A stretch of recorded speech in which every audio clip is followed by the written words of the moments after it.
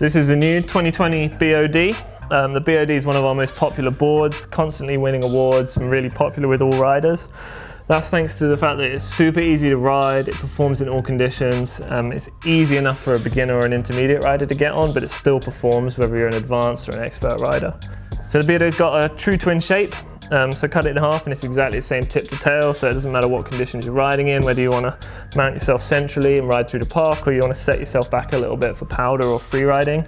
So it's got our 3D camber profile, so that's traditional camber, tip to tail, and then just in the nose and tail you get a really subtle rise just around the contact points. So 3D camber, we have raised contact points. So while this is an aggressive board, it also is more forgiving when you're in that kind of lift line snow or flat basing on cat tracks.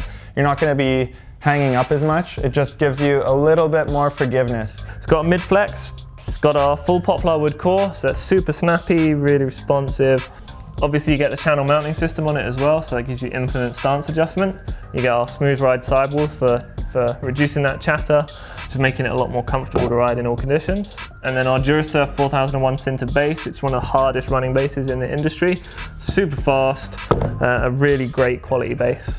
With the B.O.D as well, you get carbon beams in the tip and tail, so that's identical at each end. You get two beams that run from the nose or the tail down to the start of the channel.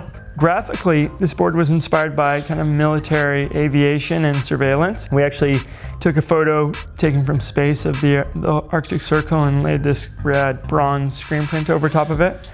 In the middle, we have a lockup that's based on Ranger surface to air warning signs. So they create a really cool lockup, and it's what you would actually do in the forest if you were lost and waiting for an airplane. You would create these symbols. We use a gloss process here, and then it goes into a matte just to give it a nice contrast.